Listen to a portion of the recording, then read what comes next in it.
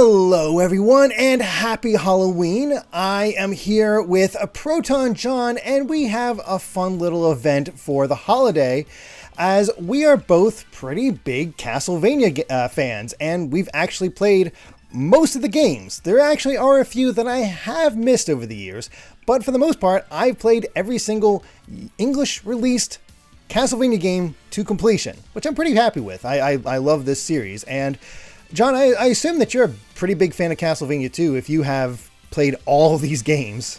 Looking at this list on this site, there's probably like 3 I have not played. Now, I haven't beaten them all, I can state that, but a lot of these I have. Okay. Yeah, I have beaten all these other than like some that were stayed only in Japan, or in one case it was a literal flip phone game, so like I don't know if I can emulate that, or a literal arcade game that's almost impossible to port. So there are qualifiers here, but we're going to go through, rank them all, how we feel. Don't have any special names or anything like that. Just the simple S through D tier and a special tier for, ones we've never played. No need to get fancy with it. We're just going to be here to talk and really rank all these Castlevanias. So let's just jump right into it with the original Castlevania. And I mean, it's a stone cold classic, right? Yeah, no, it's the first game, so you'd think it would have first game syndrome, but it actually still really holds up. Like, they got it on the first try. Impressively so. Like, there are definitely hard moments. Like, I will always remember the Trek to Death. The Trek to Death, in my opinion, is the hardest section of the game because the hallways are just unrelenting. And then, of course, the fight with Death itself. If you don't have the right sub-weapon, you're in for a much tougher fight. If you've ever watched anyone actually fight Death with just the whip, just know that they are masters at that game, because it is a pain in the butt to actually defeat him without like the cross lockup or anything else like that. So yeah, it was a just massive skill check, and the fact that I eventually just had to get good enough at the levels preceding him to keep the holy water so I could lock him in place and not have to worry about it. And I remember it's either Frankenstein's monster or the mummy. I can't remember which. Where you also have like to hit the flea man, and that one's also kind of annoying too. But definitely Death stands out there. Yeah, Dracula himself actually infamously took me a long time. Considering this also was kind of my first classic Vania, coming into it way later, it took me about 2 hours to actually beat Dracula himself and get the pattern down. I was kind of bad. I stuck with it. And I eventually did it, but I was stuck there for a while. But I still had a lot of fun with it. That didn't lessen the enjoyment whatsoever. The music is, as you said, great, and it just it doesn't suffer from that first game syndrome. So, where would you put this actually? Ooh, this is tough. Like for me, this has some some special memories to it because this is, I think, the first game I ever did game clearing for on stream back in like 2013, 2014. Oh wow! So like I got some good solid memories of this, grinding this one out. So at the very minimum, it has to make middle of the road. At the very minimum, I think it should be in B. Yes. But like, because there are much better classic Vanias. The problem is we're gonna have a bit of an issue because there's 3 genres of Castlevania games. There's classic Vania, there's Metroidvania, and then there's 3D Vania, and that's gonna make some things interesting. I'd put this in either low A or high B. That's where I'm feeling. My first thought was A, and I'm looking at the other NES games, and I feel like I'm pretty confident in that choice. So for now, at least, I'm going to go ahead and stick the original Castlevania in A, and we'll see if that shifts as time goes on. Because as you talk about other things and reminisce, you kind of get that feeling. Yeah. Now, here's the big question. Have you ever tried Vampire Killer? I believe it came out for the MSX. I looked it up. This is the MSX, yeah. The box art they're using specifically seems to be the European one. I am not familiar with this one. I actually didn't know there was a difference. I've seen the DOS version of Castlevania 1, which is not great, but I've never seen specifically Vampire Killer.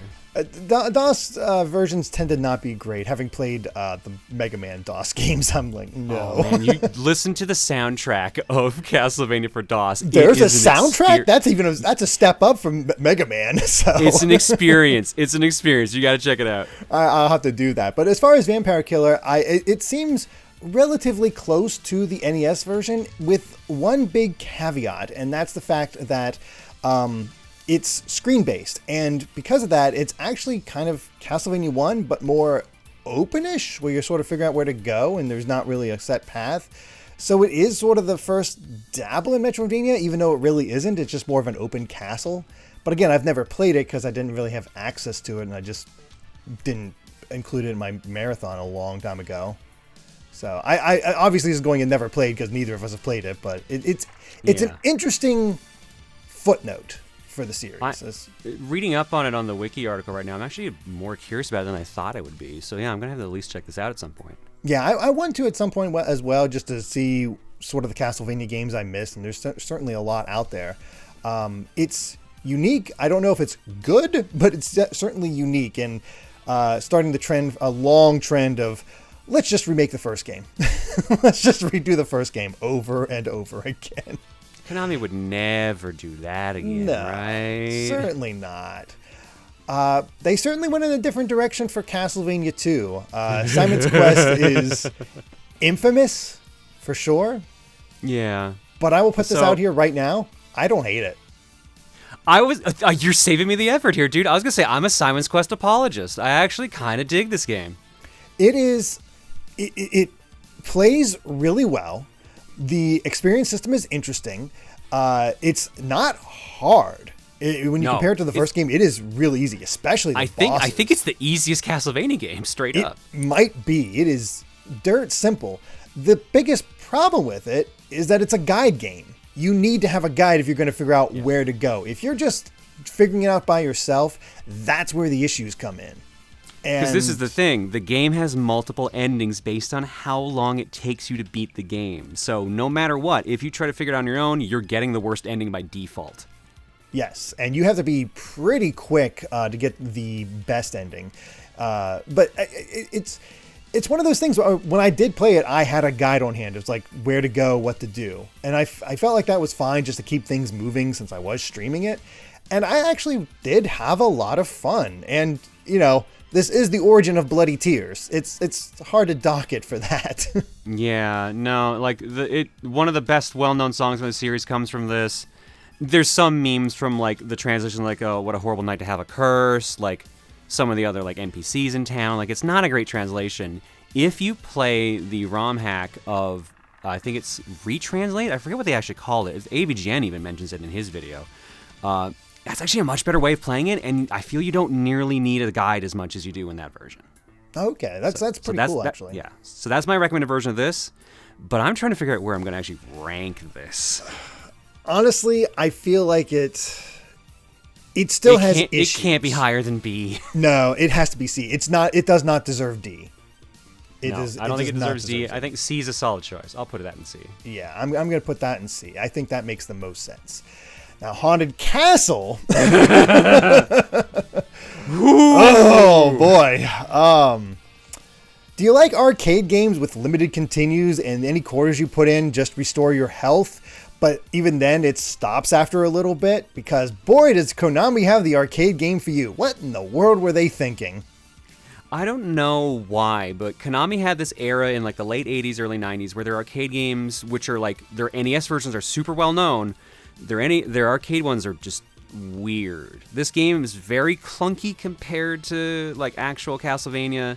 It has a completely different plot. The soundtrack has some decent songs in it, actually, to a point. It really does, and a lot of them got remixed for later games. Yeah, but like the actual gameplay is kind of It's an arcade game, so it's really unfair. And yeah, if you put enough money in, the game just kicks you out, straight out. So this is probably my least favorite Castlevania. It is almost my least favorite Castlevania. Oh, I want to.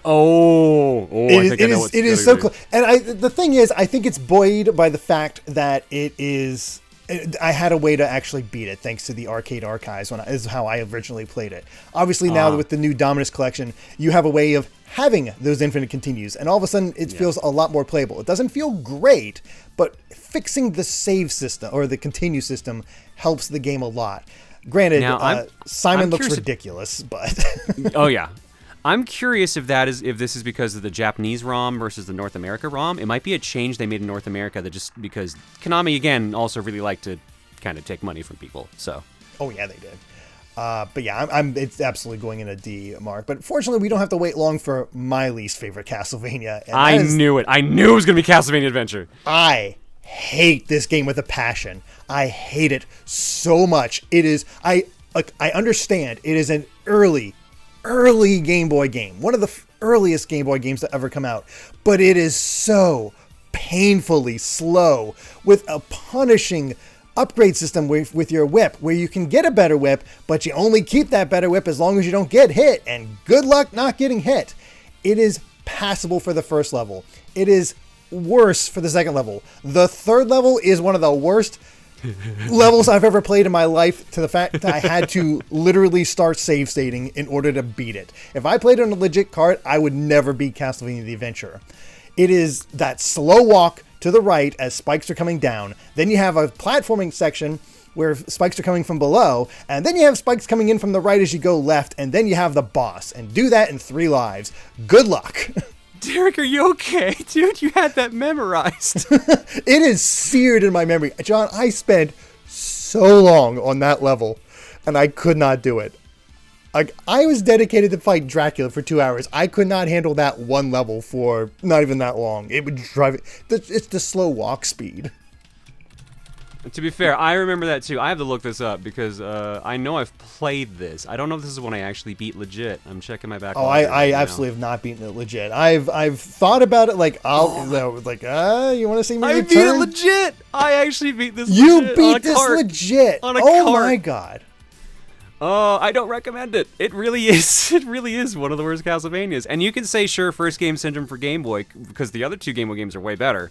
But, man, I really cannot recommend it. There's a reason the 2 games we put in D so far have gotten remakes. Yeah, which, good on you, Konami, for actually remaking your bad games. That doesn't happen too often. Yeah. But yeah, in my opinion, like, do you consider Haunted Castle or Castlevania the Adventure worse? I think I dislike Haunted Castle more, but I can easily see a case for Castlevania Adventure 1 being the worst. Yeah, it really is interchangeable based on your feelings. Which one do you get more frustrated by? And the fun fact, this was when I streamed these, this was a double feature. I did these back to back because I heard they were short. Oh, why? That was a bad night. Why, dude? I had no idea what I was in for. That's all I can say. But fortunately, things improved somewhat with Castlevania III. And I think I have another controversial opinion on this one, but I want to hear your thoughts on Castlevania III first. All right. So I love Castlevania III. I think it's great. There are some awful segments. I am specifically looking at the block building stage and that climb. That's probably the worst part of the game. But I think it's really fun, but I absolutely prefer the Japanese Famicom version simply because of the soundtrack. The extra audio channels in that one, mwah, chef's kiss, fantastic. Love how it sounds. I agree. The Famicom version is the version you should play. Never touch the American version. Because not only do you get the better sound, you have a better difficulty balance, because this game is out to kill you. And it is out to just wrench your soul from your body, because the damage scaling is consistent the entire way through rather than a ramp up. So you're just getting massive amounts of damage from the get-go. And the worst offender by far is that if you fight Dracula and lose all your lives and have to continue, it is back to the beginning of that level. So you have to get all the way back there on your limited lives in order to fight Dracula again. And he is not easy in this game. No, this is one of the games that's infamous for getting boosted and made more difficult for the American audience. So not only did they change like the way your health works, some of the checkpointing, I think they even nerfed some of the special weapons. I'm looking at like Sypha specifically. I think they changed some of her stuff. They completely changed Grant. So in the Japanese version, Grant has permanent daggers, so he throws projectiles. In the North American version, he has nothing, so he has a tiny stab range. He's easily the worst character in the game in the North American version, and in the Japanese one, he's one of the best. So there's a lot of little changes here. So I'm personally mentally rating this on the Famicom version. You know what? In the sake of fairness for the game, I will, since I also have played the Famicom version. we'll rank it based on the Famicom version. But just know that this is the American version is an entire tier below. There's still good stuff, but it is teeth-grindingly difficult. Yeah, and also, I don't think we fully mentioned this, it's missing channels in the audio for the North American one, so while the audio is still good, it's just so much richer in the Japanese version. Absolutely. So I would still put this in the A's. I would probably put this above Castlevania 1. I agree. It is a better game overall. Yeah, it is a better game overall. You have a really good excuse to play multiple times because you only get to continue on with one of the characters. There's multiple paths. Yeah. It's a great way of taking the ideas they had for Castlevania II and applying them to a more traditional Castlevania. And I mean, now, like, a lot more people are actually familiar with this game because of the Castlevania anime that's on Netflix. It is based off of this game, which I still find weird they didn't put Grant in. But yeah, no, so you're already familiar with the story and the characters. Unless you've played the Japanese one, and then you find out his name is Ralph. Yes, Ralph Belnades. Oh, poor Trevor. Trevor's so much better. Kid Dracula, I believe this is the NES version. Yes, this is I'm Kid Dracula. I don't remember the full Japanese title, but no. Kid Dracula, excellent spin-off series. Fantastic. Love it. A lot of fun. Kind of Mega Man-ish in how you fight with Dracula, except you can shoot in multiple directions. Fun kiddie point of view, the way they handle everything. It's not typical Castlevania at all, but it is a lot of fun. And yeah, I don't think I'd place it super high, but I think it's a solid B. Okay. To me, it's a low A, but I can deal with B on this one. I like the fact that every stage you get a new ability, and like there's like little mini games you can do to get extra lives and stuff like that. It's just a fun, cute spin-off, so I do recommend it. Yeah. Well, the reason I'm putting it at a B is that just to skip it, we'll rank both of them here because they're extremely similar. Okay. Kid Dracula Game Boy, I think is just better. You know what? I'll agree with that because they kind of figured it out, and this is a sequel too. So Kid Dracula is a direct sequel to I'm Kid Dracula. It's direct sequel, also kind of remake because they do utilize a lot of the same things. So it's true. Yeah. Also, gotta love the fact that Galmoth here, or I forget exactly his name, but the final villain of the Kid Dracula games is the super boss of Symphony of the Night, and since you are playing Alucard ostensibly in these games, which is kind of fun. Yeah, that's a nice throwback there. So yeah, no, I'm going to put them both in the B, and I'll rate the Game Boy Kid Dracula above it. Yeah. Okay, you're putting them both in B? Okay. Yeah. Yeah. How do you feel? Yeah, I think that makes sense.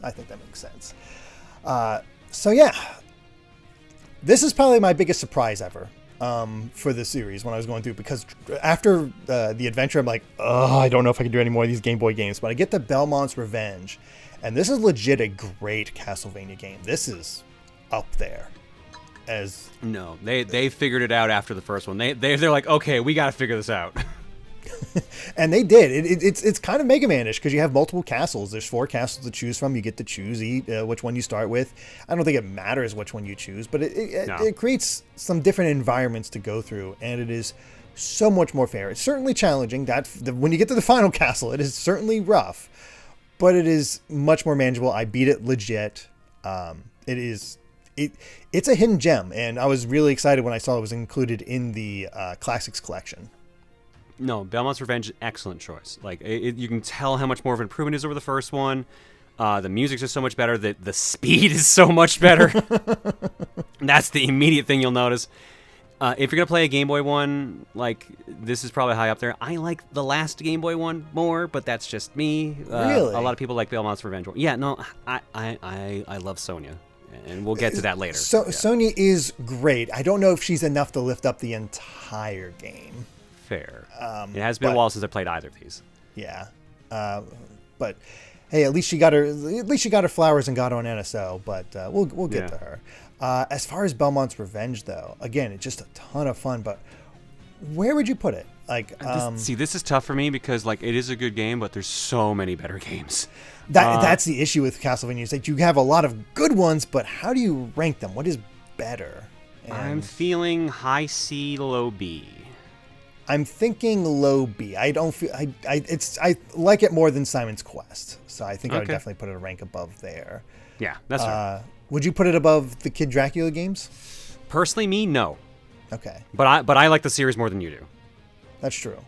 It is sort of a joint one. So you gave me Kid Dracula, I'll give you Belmont's Revenge. So I'll put. Okay. I'm fine with it. It's still in the B rank, so it's still good. Yeah. It's still worth playing. So yeah, this will be an interesting one. Super Castlevania IV. Now, while Castlevania II was my first Castlevania. Oh no. Yeah, no, I remember watching so much about Super Castlevania IV. Like, there used to be a GamePro TV show, and I remember watching it on there, and like all the like Nick Arcade and stuff like that. I thought this was one of the coolest games that I never played until I was in my 20s. Oh no. Yeah, so I like this game a lot. I think this is a cool take on the first game because it's basically a remake of the first. But I get why people have complaints about the game being a little not easy. I'm not gonna say it's easy because there's definitely very hard parts of this game. I'm gonna say it kind of makes the sub-weapons sort of useless. There's still definite use for them, like triple boomerang still does work, and especially like triple like holy water, but that 8-direction whip is both its greatest boost and kind of a detriment. Yeah, it's certainly the most utility the whip ever got. And I think they realized that it was a little had too much utility because they never really went back to a whip that's versatile. I also found that using it to swing across places could be really finicky at times. Yeah, sometimes the hooking doesn't quite work right, but otherwise, like they did a bunch of cool stuff with it. This is like one of the most Mode 7 heavy games I can think of, definitely on this list, where they do a lot of weird rotation stuff. Mm-hmm. And this is still a pretty early SNES game too. So I think it was like launch year, so it was definitely one of those that like let's showcase what the SNES can do, and it's still cool to have the rotating hallway. And yeah, the early levels are pretty easy, but towards the end it ramps up. I will always remember that stupid section where you have the platforms going up diagonal road. So it's like set A or B, I forget which one, but yeah, no, that's the worst part of the game, hands down. Oh yeah, you get past that and you're golden. But you still have to get through Slogger on them, and those are tough fights. So there's certainly a certain section of Castlevania 4 that will trip you up, but for the most part, it's not too bad of a ride. And honestly, I'd say a good introduction to Castlevania, but it's so different from other classic Vanias that I'm not sure if it's really the best idea. But it is. The other thing is too the soundtrack. I will never forget the soundtrack because it is primarily the Mario the Mario Paint horns. If you've played Mario Paint before, the sound effects they give you to play with, that's the soundtrack of Castlevania 4. I don't think I ever realized that. That's amazing. Yeah, I think that they kind of do an organ sound, but the organ sound is the exact same sound I think the car makes in Mario Paint. So I never forget it for that. But like the soundtrack is probably weaker than other entries, so I kind of ding it for that too. Yeah, I know a lot of people would put it in S rank. I don't think I would.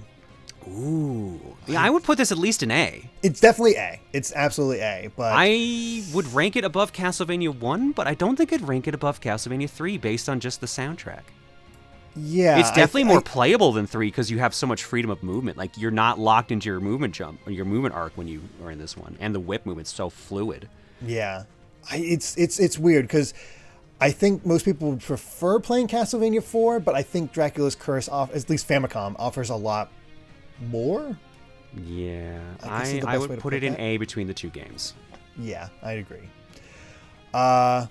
Rondo of Blood. Slap it in S, we're done. Yep, that's it. This is my favorite classic Vania. Done. That's all you have to say. Easy, fantastic soundtrack, anime cutscenes with dialogue, although we never officially got it in North America, so we sort of did later. We sort of did thanks to the Dracula X.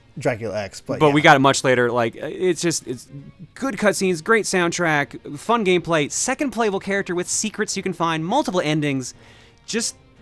Well, actually, that might be the Dracula X has the multiple endings, but still, like, such a fantastic game. So many secrets everywhere. Like, if you're going to play a classic Vania, it should be this or the next game.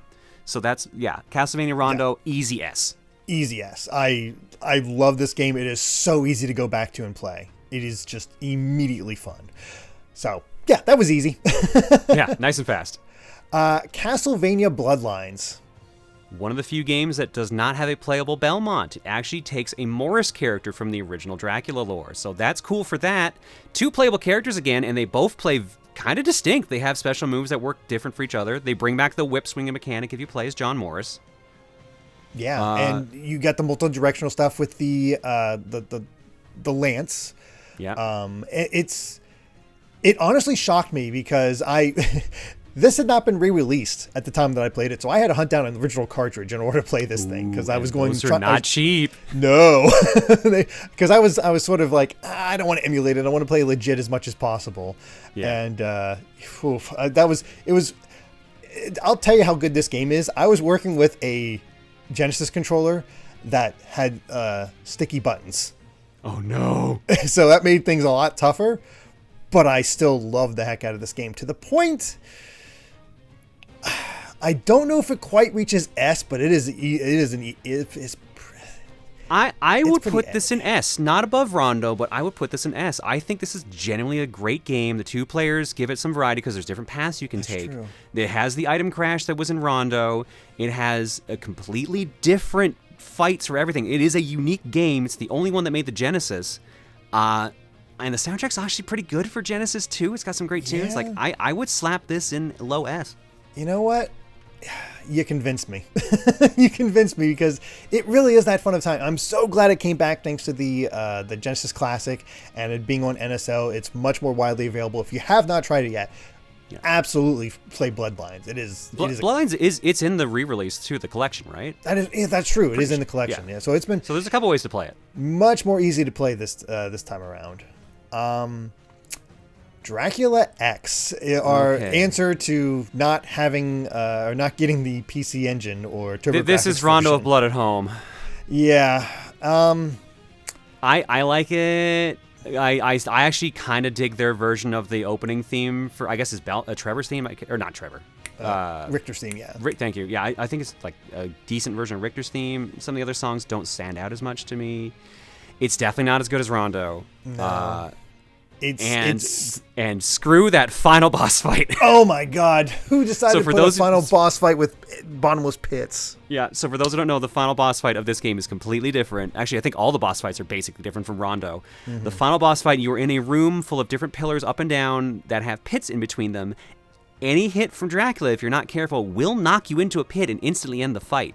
So you have to either know that ducking does not give you knockback, or you just have to play extremely carefully.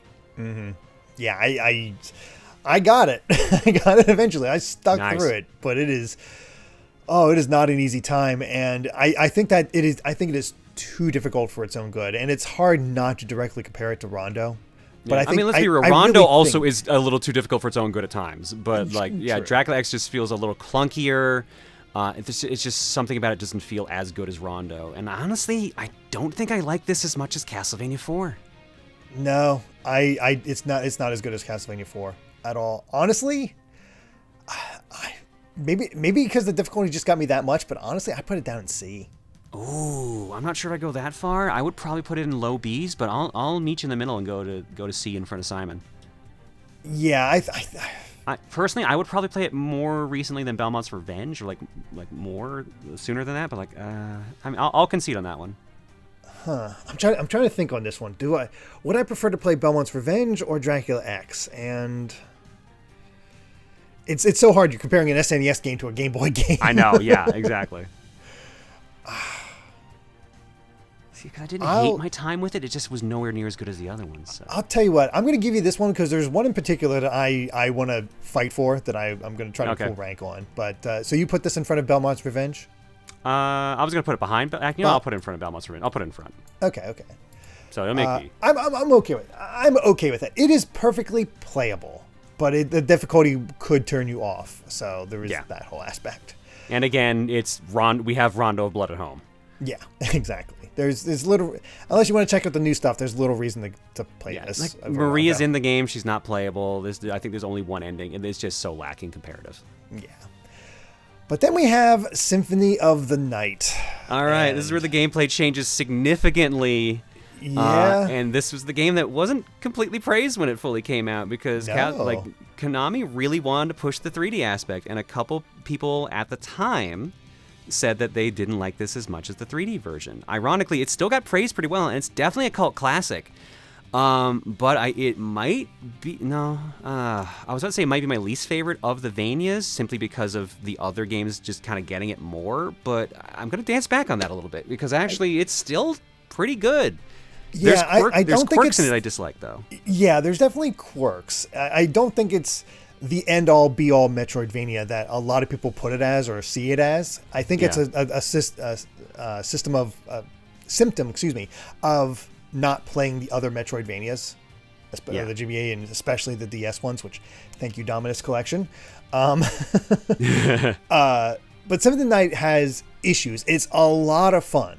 There's no doubt about that. It's a great game. It succeeds in doing that. I think I saw an old review with just panning it though. It's like, oh, these stupid 2D graphics. It's the 32-bit system. Why don't we have 3D? Look at what Nintendo 64 is getting. This was the annoying thing for those who didn't live through the PlayStation 1 era. Like, Sony didn't want 2D sprite games, which is wild because some of the 2D sprite games are some of the best games. Like, they held up extremely well. It is, you have no idea how anti-2D people were at the time. Like, I think it's worse than people like looking at 2D games now and being like, oh, it should be budget. Yeah. Because it's only 2D. Having played through this somewhat recently, I think my main gripe is that you have to like throw food on the ground to pick it to use it and not go through menu. It's definitely got first game quirks, but like the double map thing was so cool. The multiple endings thing was so cool. Directly tying into Rondo is cool now that we've played Rondo versus back in the day being like, what was this plot from? Yeah, okay, Richter, and it really does reward you playing the previous games because there's a lot of references to that. Like the first time I played it, I didn't get the whole fight against Trevor, Sypha, and Grant. Yeah. But you see that now, it's like, oh, that's sweet. So, like, there's some great callbacks there. If this is not making S, it is absolutely the top A. Yes, I agree. I don't think it's quite S because there's other Metroidvanias I would put into the S tier. Yeah. But Symphony of the Night's a landmark for sure. Changed the whole trajectory of the series. Yeah, it sure did. But it's not the best. Castlevania Legends. Now, you said you're a big fan of this one, specifically because this is our only female Belmont. So poor Sonia Belmont gets the short end of the stick. She's the only Belmont that's non-canon, or at least was at it up until like Dawn of Sorrow. Yeah, Iga made sure to non-canonize that, and you understand why if you beat the game. Do we want to say why, or should we just dance around that? I don't think it's a big deal. Like, Castlevania has fun plots, but I don't think that the reason you play them. Yeah, the ending for the game. Spoiler marker if you don't want to hear the ending of Castlevania Legends. The end of the game, Sonia starts the Belmont bloodline with Alucard. Yes, which indicates that the entire Belmont clan are half vampires, which I gotta say, not a fan of. At least it explains the strength, but yeah, it kind of goes against the whole, like, we use the power of the church to kill vampires. Yeah, and, I guess it also makes sense. It's like, you the blood of a Belmont, and understand, like, that there is parts of it that makes sense, but I think it takes away from the mystique of the Belmonts to do that. And literally, the only reason we have, it also comes across as the only reason we have a female Belmont is so she can shack up with Alucard. Yeah. Like, there's some issues with it, definitely. I enjoyed the gameplay. It's basically Belmont's Revenge, but like you get like a boost meter you can use to do more damage or shoot fireballs. I forget which. You can find hidden items. I think that dictates the ending. I forget exactly. I don't know if there's different endings or not, but I do remember you can get those temporary boosts, and that can really get you through bosses pretty easily. Yeah. I like this more than Belmont's Revenge. I get the vibe that you do not. I would put it below Belmont's Revenge. And I would put it above, but not above Dracula X.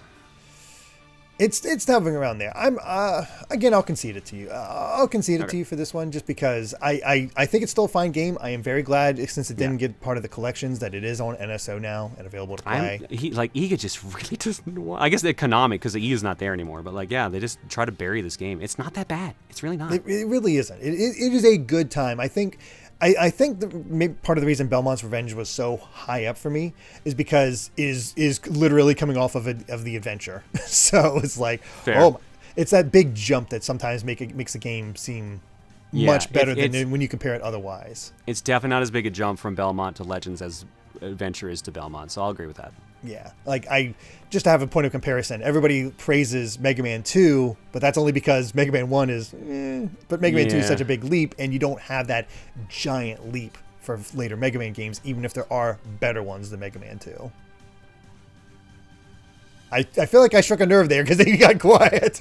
Oh, sorry, I was taking a drink of water. No, Okay. I'll agree with you fully on this. Okay. What do you say? You think I was going to defend Mega Man 1 of all games? No, you're going to defend that Mega Man 2 is the best. I'm a 3 guy, but like I can see why people like 2. Yeah. Either way, Castlevania 64. I have memories of this. I actually did play this game growing up. The intro video and song where they cut away from the dramatic, like demonic kind of music, like it's like, oh, we're gonna find something big here, and then they slide into the violin at the beginning. Oh. It's freaking phenomenal. That has stuck with me for years. It is so good. Like it is. Castlevania 64 is another game that gets a bad rap. I think it's very similar to Simon's Quest in that regard because the first level is awful. It is a terrible introduction to this game. Okay, yeah, you know what? You're right. Yeah, it's much better when you get in the castle. Yeah, once you're in the castle, there is a point where I'm like, man, this is actually kind of fun. Not great, but kind of fun in how you play through it. And it really did feel like, oh, this does feel like Classicvania, because I'd only played later 3D Castlevania games, and that they didn't always feel like Classicvania. But no, this really was emulating what Classicvania was in 3D, and might not have been perfect, but I still had a good time with it. I don't think it fully stuck the landing for me, especially as someone who tried to play it, because apparently there are still soft lock places you can get in there. Some of the mechanics are a little weird. Like, I think, is it like if you use like the sun card or the moon card too much, you get the bad ending? There's like a bunch of weird restrictions in it, kind of like Simon's Quest. Not all the missions are fun. Like the bomb carrying mission really isn't a lot of fun. Having to hold the A button in order to hold on to a ledge takes a bit of getting used to. I kind of prefer playing as the girl too instead of Reinhardt. She is better. Like, because she's got projectiles at home. Like, I can't remember her name, but like I preferred her so much more over Reinhardt. Yeah, I'm blanking on it off the top of my head as well. I wanted to say... I'm grabbing it. Don't worry, I got it. Carrie? Carrie sounds right, actually. We'll see. Either way, I feel like this is... Oh, nice. I feel like this is C tier, but would you put it above or below Simon's Quest? As much as I like Simon's Quest, Castlevania 64 is more playable and more interesting than Simon's Quest. So I would say put it above. I'd agree with that, actually. I'm okay with putting Castlevania 64 above Simon's Quest. And now that we've done the work on this... I mean, Legacy of Darkness, basically a prequel/expansion to Castlevania 64. Honestly, there's not much reason to play Castlevania 64 if you just want to play... Legacy of Darkness has all of its content, plus more. Yeah, because there's like, 4 playable characters, I think, in Legacy of Darkness versus the 2 in the original? Because I think they said, like, Castlevania 64 wasn't fully realized when they had to release it, because I think they were on, like, a timeline or a budget constraint. Mm-hmm. But yeah, Legacy feels so much better, looks better, and it's got so much more content, including most of the content of the first game. Exactly. You start as Cornell, you get you have full playthrough there. Then you get another new character, Henry, who gets a suit of armor and a gun. It's a more limited quest. We have to hunt down find kids to rescue. And once you do that, then you get Reinhardt and Carrie from the first game and get basically their their campaigns. And I think they get slight redesigns as well. I never actually played them because I made sure to play Castlevania 64 as well, and I didn't need to double up on the content. But easily better than 64. Yes. I don't think it's enough to hit B, though. I think it's still firmly in C. Yeah, so the early 3D Castlevania... 3D Castlevania in general has had major issues. I think I know which one's going to be the highest rated of them, but I might be wrong. But yeah, I might throw you a curveball, but I don't know. We'll find out. Ooh, I'm curious. Yeah, so I'll agree with you. Like, early 3D Castlevania kind of struggled, so I'd slap that in C above 64 easily. Yeah. Circle of the Moon. My very first Metroidvania. Ooh. Now, not counting Super, because obviously at that point I had played Super Metroid. But yeah, my first Castlevania Metroidvania. Uh-huh. Special place in my heart, very close to a launch title for the Game Boy Advance. I had not played Symphony of the Night, so I didn't realize that almost everything was lifted from that. Because I'm like, oh, what's this haunting music on the main menu screen? And then it's like, oh, no, that's just from Symphony. Same with all the music. Oh, no, it's not. That's from Rondo. Oops. But yeah, no, I like it a lot. It is probably a little harder to go back to compared to the other Game Boy Advance Castlevanias, simply because the DSS system, while it's a really cool idea, depended on random drops for the most part, which kind of sucked. This means you didn't get the full experience unless you did the rerun, but also had like 4 different modes you could unlock after the game, and they all kind of drastically changed how the game worked. Like one gave you access to all the cards, but made you like physically weaker. I'm trying to remember the other codes because I don't know if this is the one that had a second playable character or not, but I know one of the codes was like they had a secret joke character you could play as. I never checked out the extra modes for Circle of the Moon. I will say that I missed out on those. I've always had a bit of an issue with Circle of the Moon, even when I played it, because I didn't get to Circle of the Moon until after Harmony of Dissonance. Yeah, if you went back, then it's going to be harder to get used to for that. It is. I don't like how stiff it is. It feels it is very stiff to play. But at least it knew getting a run option was important, because that's like the first upgrade you get. Yeah, that is true. And it is also one of the more difficult Metroidvania games. There's a weird difficulty spike on some of the bosses. I remember that. So I still hold this one dear to my heart, but I think it's one of the weaker Metroidvanias on the list. Yeah, I'd probably put it in B. Probably upper B, probably above Kid Dracula. I almost want to say I like Kid Dracula more, but no, I'll concede that one. Yeah, no, I'll put it. I'll concede. You've conceded a lot to me. I will concede that. So it's top of B currently. So let's talk about Castlevania 1 again with Castlevania Chronicles. Do you like remakes? Yeah, so this is sort of a double dose remake because there was a Sharp X6000, I believe it is. 68,000. So the easy way to say is the 68K. 68K, okay. Yeah. You got that version in here, and then you have a remix version, which is the Chronicles, which is how you get the redesign for Simon. And they made him a redhead, Ginger. and that stuck somehow. Did you say Simon was gender? I mean, Ginger. Oh, Ginger. I heard gender, and I'm like, yeah, you know what? I can see that. He's like leather daddies and red hair. Yeah. Yeah, sure, why not? I mean, I think it stuck because it was done by I can't remember her name.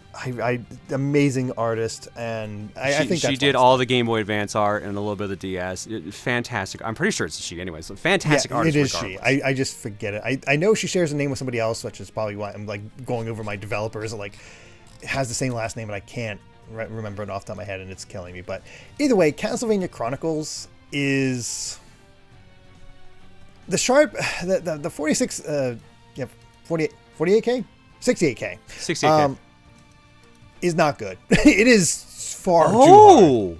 Oh, okay. By the way, her name is Ayami Kojima. Okay. Ayami Kojima. Yeah, she is incredible with her Castlevania art. She. I just don't. It's too hard for its own good. Like, I did not have a good time. The remix is better. The remix version. As someone who played this on stream a couple years ago, so I've got a full playthrough of this on my VOD channel. I liked it. I liked it a lot. It is Castlevania 1 again, but they've remixed a lot of things in it. But there are definitely some moments that are just like, why is this so dumb? Why is this so difficult? I can't tell if I'd rate this higher or lower than the original, because I like the sprite work. The music is nice. Then you get 2 versions of the game in there that are remixed differently, although you got to put it with PS1 loading times. I know for myself, I'd put it lower than the original. I don't think it's better. I'll concede on that one. Like, I've only played through it once, and I haven't felt the need to go back to it. Yeah. Now, would you put it, even though it's lower, would you still put it in A, or would you put it like B or C? I don't think it's bad per se. I did enjoy my time with it, but I don't know if I enjoyed my time with it. Yeah. Because if you're gonna play it, like, I do recommend playing it. I'm just not sure if it slides into the A rank with like Symphony and like the better liked Retrovanias. I don't think it does. It at least has to be in the B rank for me. Okay, I'll put it in B. I liked Circle of the Moon and the Kid Dracula's more. I agreed. I'll put it in front of Dracula X. Okay, yeah, I'm okay with it. I think it is probably a little bit better than Dracula X, at least the remix version. I don't know about the 68K version, but I think the main draw here is the remake version. it's tough because we're basically rating a remake of the first game. So, like, at the very least, we have to give the concession. It's basically the first game, but a lot of stuff's been remixed. So it's still worth experiencing if you're a fan of the original, but your end result might be mixed on it. Right. That's sort of the nice thing about all these remakes of Castlevania 1 is that they all do feel significantly different. Yeah. So, Harmony of Dissonance. This one's an controversial one I've discovered as time has gone on, because a lot of people don't like this one because it is so easy and Juiced Belmont is boring. See, I don't mind Juiced. I actually like the whole like magic spell mechanics and combinations with the sub-weapons. I think that's a neat mechanic. But I went back to it when the Advanced Collection came out. I'm like, oh, I actually remember liking this more than I thought. The music is definitely the weakest of the 3 Game Boy Advance ones, though. There's no questioning that. But it is more forgiving than Circle of the Moon. I guess it's kind of a counterbalance to Circle of the Moon because a lot of people felt that one might be too hard, so that this became too easy. This at least had Maxim mode, which is fun to do. But do I like it? I have a soft spot because I borrowed Symphony of the Night. This is the first Castlevania I bought. Yeah. So I have a lot of appreciation for it. I can't put it in A. I'd probably put it above Circle of the Moon for myself, just at the top of B for now. I'll agree with that. I have more memories with Circle of the Moon because I basically remember playing through Harmony of Dissonance and then I'm like, I don't remember anything about this game. Like, I remember tons about Circle of the Moon. I definitely remember a lot about Aria. I barely remember my playthrough of Harmony of Despair. Or Harmony of Dissonance, sorry. Harmony of Dissonance is definitely one of those that it's trying to be Symphony as much as possible. That's sort of its big weakness. It's like, if you like Symphony, here's Symphony on the go. Except with Simon's grandson. So. Hey, speaking of Symphony on the go. Oh, goody. Aria of Sorrow. S? S, yeah, S, easy S. So, the easiest, the best of the 3 of the Game Boy Advance games. It figured out its own identity compared to Symphony, despite the fact it kind of is connected to Symphony. It's one of the few games that actually takes place in modern day, or I guess the future, because I think it's like 2038 that happens in. I think 2035 and then 38 for it's Dawn of Sorrows, but I might be wrong about that. I'm gonna double check that. We're not quite in those years yet, but yeah, it found a way to have a different mechanic of how you get the enemy abilities. And those are random drops in the same way as Circle of the Moon, but there's way more than Circle of the Moon has. Oh, there's so much. Circle of the Moon has such a limited inventory, it feels like it should not be randomized in how you get those. Aria of Sorrow makes much more sense. The biggest knock I've heard against Aria of Sorrow is that it's too short, and it is a very short game. There is alternate modes and all that. Yeah. But I think the quality is just there. It is just a breezy, fun time. Absolutely. The quality's absolutely there. I'm trying to remember. This did not have a double castle. This was the fact that you just went to the Chaos Zone. That's what I'm thinking of. Yes. I love this game a lot. I did a playthrough for this on my YouTube channel. This is my favorite, probably my favorite Metroidvania, easily out of the Castlevania ones. Okay. I'll dance around that a little bit when we get to DS. But I absolutely have so many fantastic memories with this. I'm trying to get this game legitimate is actually one of my funny memories, because this is when I learned about bootleg Game Boy Advance cartridges on eBay. Because I bought a bootleg, didn't realize it for years, and then when I went back to go play the game, my battery was dead because, bootleg battery's not that great.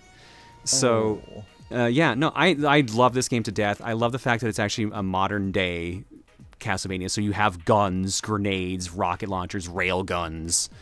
Like, I love this game to death. I love the soul system, even though some of the souls are annoying to get. The story, while very loose, is basically about a nerd who ended up becoming Dracula, and I think it's great. It has so much charm. Yes, absolutely. My avatar on Discord right now is from this game.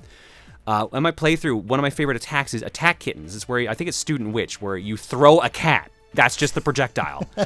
And I love that so much. It became a recurring theme in my Let's Play of it. And easy peasy. I love the game so much. It's an S, absolutely. Where would you put it on S? Because I have a feeling I think it's above Bloodlines, but would you put it above Rondo? Oh, that's such a hard fight. If I'm going off of pure memories and like my emotions, absolutely above Rondo. But Rondo's such a solid game. And the DS ones are going to be a fight as well. My heart tells me it's above Rondo, but the YouTube comments tell me it's not. I think I agree where it's close. It is stupid close, and it's hard to compare these two, but it is, yeah. All right. Castlevania Lament of Innocence. Oh, Leon. Yep. I'm so conflicted on this one because I thought it was so cool. The intro, like I remember the intro area of it. I also remember getting stuck on a boss over and over that I think was a succubus, so I did not get super far in this game. I love hack and slashes. I'm a big Devil May Cry fan. This feels kind of God of War-esque because you're using a whip, obviously, but it's still a little clunky. It's clunky, and a lot of the castle design itself is pretty boring. Like it's extremely samey. It definitely feels like a step up over the 64 easy 3D games, very much so. It has an interesting story for the origin of the vampire killer. Right, because this is technically canonically the first game in the timeline, if I remember correctly. Yes, so early in the timeline, you technically don't even fight actually, not even technically. You see the origin of Dracula. You never fight him. Right. Spoilers, the final boss is Death, which I kind of dug. It's a good shakeup, honestly, yeah. I think they also, the guy who becomes Dracula or something like that actually has like a similar vibe to Soma. I think like his outfit is somewhat similar, so there's like a little bit of a nod to like, hey, just in the future this might be a case. So there's like a lot of cool nods in there for it being the first. Leon's very dutiful from what I remember. So he's not like the most exciting character, but he definitely like he knows what he's doing. I really dig his outfit, actually. Yeah, nice little kind of Crusade-ish, which I think he is from the Crusades, so it makes sense. Yeah, but I don't the gameplay. I don't really write home about really. So no, I don't think I could put it down in C with the other. I would not put it in C. I still think it is worth experiencing. Yeah, but it's definitely not the greatest 3D Castlevania. Nope. I'd put it in B for sure. Yeah, I think B probably below Belmont's Revenge. I'll agree with that. Yeah. All right. Dawn of Sorrow, where you get a longer experience, but I want to say worse story and worse art. I don't mind the art. I will say that Kojima's art's way more unique and better, especially because it fits the aesthetic of the series, but I didn't mind the shift to anime. I did mind the seal system. And now, thankfully, thanks to the Dominus collection, you don't have to worry about that anymore. But at the time, I hated having to stop holding my DS, quickly grab my stylus, or attempt to do it with my thumb or finger, doing a star pattern on the screen to kill a boss. And if you screw it up, he gets health back. That is my biggest gripe about the game. My second gripe would be, I remember specifically getting stuck in the game. There was a point where I had to like look around and try to grind a specific soul to get through. I think it was the Arc one, the one where you like 4 skeletons are like carrying you on like a little seat. Because I needed that to get through an area, and I know that's not the only option now later, but that has stuck with me specifically. It's like a little bit of a gripe point for my playthrough of it. Yeah, I can see that. I like Dawn of Sorrow. It is, you can see how it's improved. There's a lot more options. There's like you can just feel it, but I think that it has more issues, and thankfully a lot of those issues have been taken care of thanks to the Domus collection version. So it makes it harder to place. Yeah, I will say I think it has the best bonus mode out of all of them, or if not second best, because it's basically just you play through the game again, but you're the team from Castlevania III. Yes, and that is amazing. I actually went out of my way to play that mode on stream. Yeah, like in addition, because it added cool. Story, and the final boss fight's really cool. Yeah, you know what? For that alone, I was thinking at first A above Symphony. But should it be an S thanks to all the fixes? Like S? Ooh, I don't know if I would put this above Symphony, but I'm a bit more jaded towards it. Ooh. If you ask me like which would I rather play out of the two, I probably would say Symphony. I'm not saying Dawn of Sorrow is bad by any means, but it's out of the 3DS ones, it's my least favorite. That's fair. That is also my least favorite, honestly. I would say behind Symphony personally, but you're feeling S? Well, it's a difficult one because when you work with ones that are obviously fan favorites, it's like you find yourself conceding to that. But no, thinking about it, and you're right, there's issues. I do like, yeah. Obviously, I think that's the fun of it being both of us here rather than just one. Yeah. Because, it'd be kind of like, yes, this here. But hearing you talk about certain things makes the struggle a bit more. It's like, man, where would I put this? But yeah. I think... I would say with the seal system being fixed at the very least, I think, no one's questioning it deserves to be lower than A. It should be an A at the very least. Oh, yeah. It is. And I think the seal system kind of bumps it up a bit more, that's gone. Or you might like that it was a unique idea. But it could just be nostalgia, but I think I like Symphony more. I mean, that's fair. I mean, there's, it's not like a hard, fast rule for why we enjoy all these. It's definitely not as good as Aria. I feel Aria is the better of the two, which is funny considering how much more content Dawn has. Yeah, that's true. But you are correct that it definitely has the best extra mode in probably any of these games. I'm trying to think of any others that might... I remember Portrait has like a couple cool ones like Sisters mode and Axe Armor mode. Yeah. I mean, again, the handheld games did a lot for replayability and extra modes. But yeah. Curse of Darkness. Oh, where did we put Dawn? Sorry, I just want to make sure. I put Dawn of Sorrow just below Symphony of the Night in A rank. Okay, cool. Got it. Curse of Darkness. Now, this is much better than Lament. I will say that for sure. I actually like a lot about this game because it's this weird dance between like modern weaponry and like lower ones. It's an interesting take on like kind of the soul system because you're what's the dude's name in this one? Hector? Hector, yeah, you're Hector. He's kind of like a summoner in a way, so he uses a lot of the effects and abilities from the monsters in the actual area. It's an interesting take on 3D. You have different evolutions for them. It's definitely much more Metroidvania. There's much more variety in where you go. Yeah. It ties into Castlevania III, where you're actually meeting Trevor and all that. If you're gonna play any of the PS2 era ones, this is the one. Yeah, this is the best early 3D Castlevania game. Yeah, absolutely, easily. Is that enough to put into A rank? I don't know. I liked it. I definitely liked it more than Lament, so we know it's at least in the B's. Yeah. I'm looking, and if it is in B, I think I'd put it... It's either at the top of B or right below Harmony. Ooh.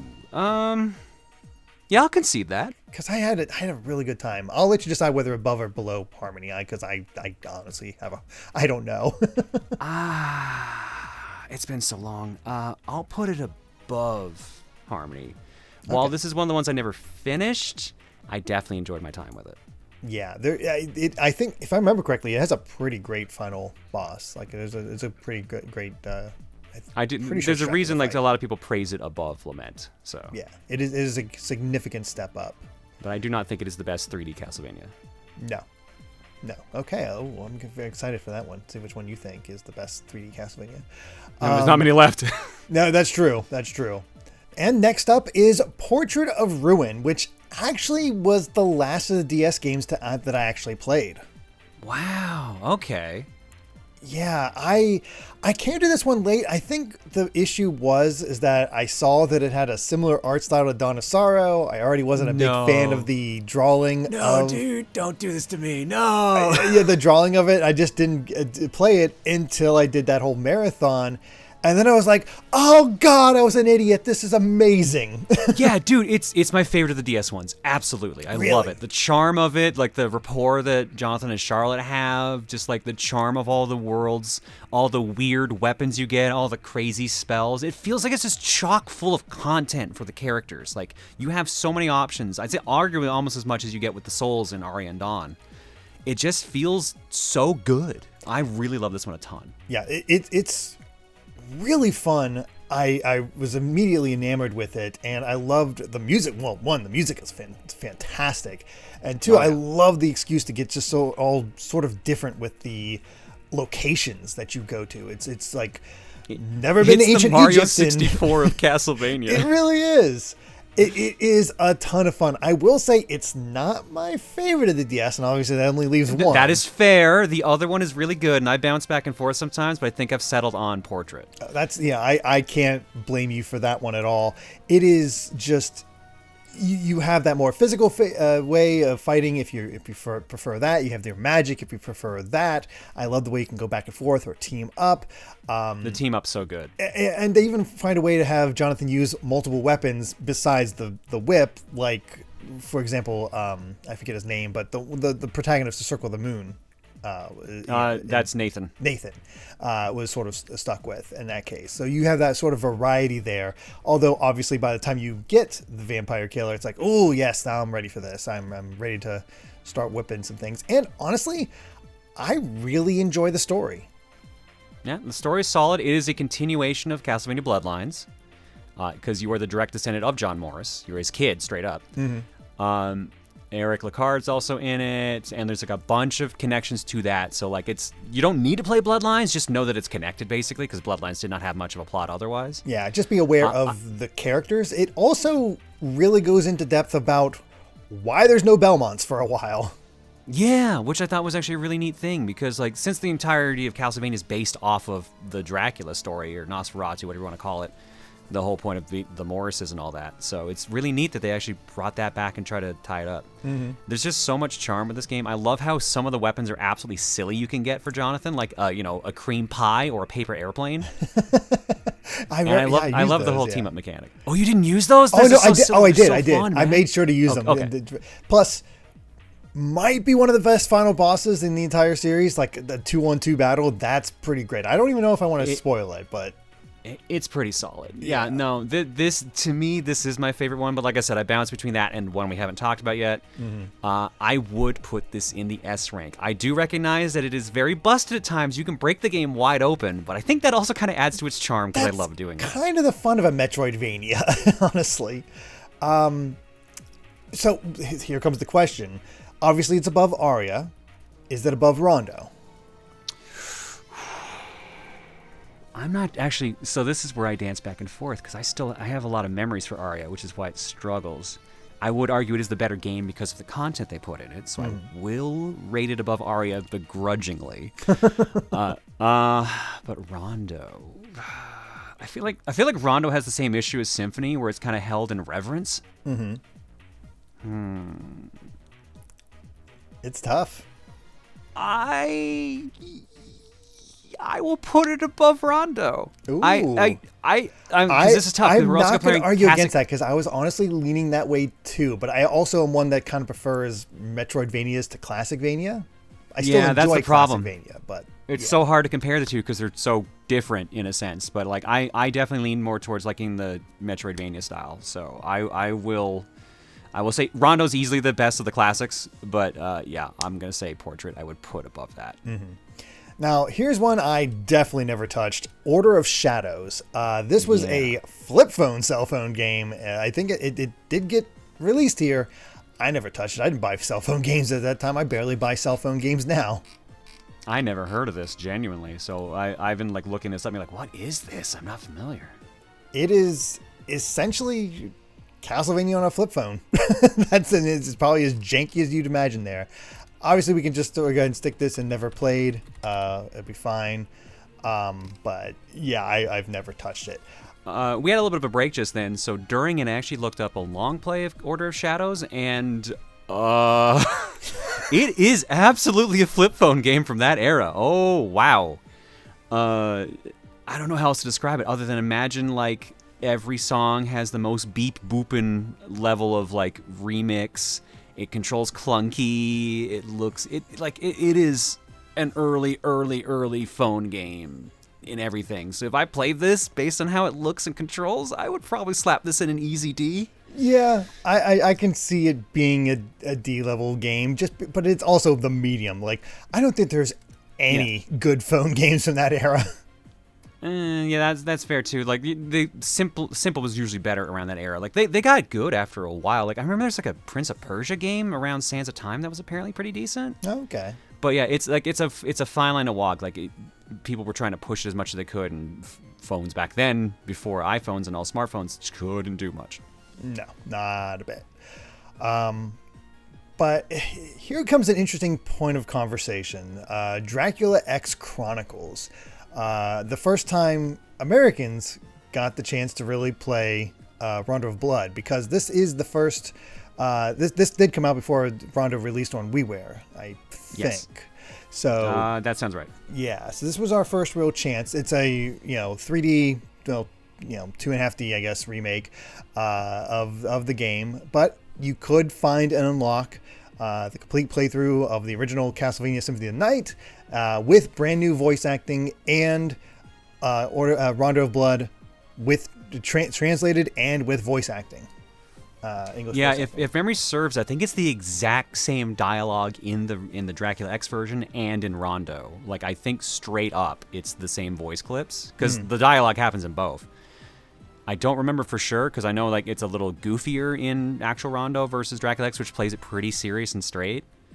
Compare it to like say Nocturne. Yeah, Castlevania Nocturne, the new Castlevania anime. It's very straight, played straight like that. Yeah. This is a weird one to discuss because we're basically saying, hey, we ranked Rondo S. Do we rank a game containing Rondo, Symphony, and a remake of one of them higher or lower than the game we already know we like? So are we going to rate this on the merits of Dracula X itself or the entire package? I think it has to be rated on Dracula X itself because it'd be at that point like let's rate the Dominus collection, that sort of thing. Yeah. That's fair. I think it has to be on its own merits, and on its own merits, it's fine. It is still Rondo of Blood. It is still fun. It's just slower, not as pretty. It's slower and it takes itself a little more seriously. Yeah, you could just see that with Maria's design. Yeah, no, there's a definite shift with Maria. I mean, to be fair, like I get it. Like having a goofy character run around. Throwing animals, like you can only do so much with that because that'll come up later. But yeah, no, I liked it because I actually played this on the PSP when it came out because I was a big Castlevania fan then too. And it is a little clunkier, but like we're still talking like we're comparing an update of a TurboGrafx CD game, or sorry, PC Engine CD game. So it's tough there. I still like it because it is still Rondo at the end of the day. I'm not a big fan of the more like serious tone to it because I like my goofy nature and stuff. And I will say one actual gripe I have about the product is that they redubbed Symphony of the Night, and I hold that goofy ass translation and dubbing in my heart. I love the die monster, you don't belong in the world, what is a man, all that. I love that take on things, and it's so hard to hear an actual serious version of that. Yeah, I mean, I get it. I think anything modern needs to have both versions, have an option, because I don't mind the redub because at the very least it's Patrick Seitz as Dracula, and that's perfect. No, that's great. There's good elements to it. Don't get me wrong. I'm not completely writing it off, but like I'm just a person who likes sillier things versus like I like cheese more than serious nature. So. Yeah, that's fair.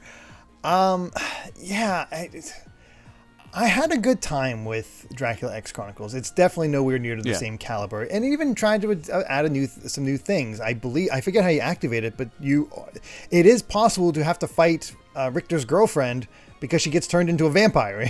So yeah, no, that was my first run. I got that. Oops. Oh no. Yeah. So there's extra bosses. I think there's a stage in Rondo that there's no boss, and then this one has a boss there.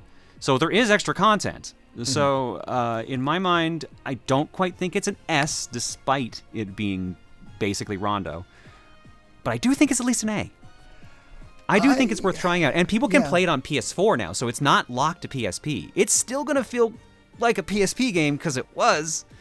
But I didn't realize it was available on PS4. I thought it was just the Rondo and the Rondo and Symphony stuff, extras, were just popped into that PS4 exclusive collection. I forget what they call it. I'm going to double check, but I'm pretty sure Requiem is the Dracula X version. Yeah, I'm pretty sure Requiem is the Rondo and Symphony versions from that game. It just doesn't have the remake, which is weird. Oh, weird. I thought it had the remake. Maybe I am the Dumbo. Hang on. No, it's okay. I mean, it's funny that I'm pretty sure this is locked to PSP, which is a bit of a shame. But we do have all the fun extras that I think more people care about, which is where it comes, it's a little tricky in that era. I will say though. Oh, you're right. Oh no, I thought it had the Dracula X content. Oh no, it does not. Never mind. Then I guess this is still trapped on PSP. At least you can. You can talk about other ways of playing it. Yeah, but yeah. There's ways to find to play it, but yeah, I had Darn it on hard original. Fiddly-dee. That being said, I'm looking at the list, and I think it plays. I think it might be a little bit more fun than the original Castlevania, but I think I'd still end up playing the original Castlevania over Dracula X Chronicles. I would prefer Rondo over Dracula X. I'll admit that. I do agree it's a low A. I think that's where I'll place it. I don't think it's... I think I would play Castlevania IV more than it. Over the original, though. Oof. I feel like on pure nostalgia, it would win out. Yeah. Yeah, so I guess I'll agree and make this a low A. Okay. All right. Order of Ecclesia. So this is my absolute favorite Castlevania, bar none. I think this is the top of the pile. Good choice. Top of the pile, if only because it not only has a great protagonist with Shinoa, but it to me is an amalgamation of everything that made every previous Castlevania work. You have the Metroidvania angle. It's definitely tougher. There's a sense of almost a Castlevania II or original Castlevania with how you go through some of these areas, because it is smaller, bite-sized places before you get to the castle that you explore around. And you have this main village where you can do side quests and have side missions there where you get extra stuff. It has some of the elements from Aria and Dawn where how you get the new abilities from enemies, but these apply to weapons and other specials, which change up how you do that. And you almost have an item crash when you combine two of the same weapon. Like, there's so much from... This just cherry picks everything from previous Castlevania games and puts them in a melting pot that just works. Now, I know some people find the castle to be a bit of an afterthought, but that never bothered me because just the journey there was so much fun. It's like, okay, we don't have much of a castle, but that's fine to me. I mean, you still get the Metroidvania aspect, but I'd like, if I remember correctly, like the castle in Ecclesia comes up like mid-game, late game. Like, you spend a lot more time outside of it than in. Yes, that is absolutely the case. Yeah. I love the glyph system. I think it's a real clever twist on everything. And I like that they kind of work puzzles into it of like, okay, like, what do you want to do to get this glyph? You can't stand here. You got to do a different trick for it and stuff like that. I remember little things like that. I remember the final boss fight being actually kind of brutal. Mm-hmm. Yeah, this is definitely the toughest of the Metroidvanias, without a doubt. Absolutely, yeah. No, I love Shinoa as a character. I think she's really good. I always bounce back and forth between if I like Ecclesia or Portrait more as a DS one, as my favorite DS one. Mm-hmm. I do like the sub character you get to play there, Run. He's fun to play. I also feel like this is, I don't know how else to describe it. This feels like a prototype version for what would eventually become Bloodstained. Oh, yeah. I feel like Bloodstained took a lot of inspiration specifically from Ecclesia. It really did. It took a few elements from other ones, but it's the main inspiration was certainly Order. Yeah. No, I'd say this is absolutely a solid one. You cannot go wrong on any of the DS ones in general, but like while we put Dawn in A, this is definitely also an S. Yeah. So the question is, who wins out? Is it Portrait at top or is Order top?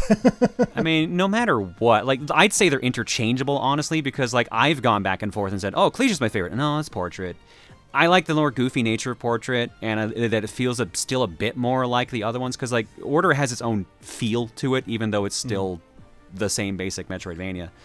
But honestly, I can go either way. Like, If you want to put it above, this is your list technically. Yeah, I'm cool with putting it above. I'm cool with putting it behind Portrait, but I do agree it's above Rondo. I will put it above. I think the art. I love the art style. It's a I knew it was gonna be the art style that's throwing you. I knew it. Yeah, I'm sorry. The art style just fixed the goofy. It fits. I don't mind it for Portrait of Ruin.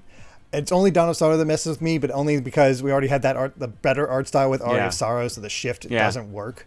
But Order of Ecclesia has that nice mix where it's not quite the Kojima art style, but it's close-ish. And I love this game. I love it to death. I will concede. We'll put it above Portrait. Like I said, I'm interchangeable on those two. Yep.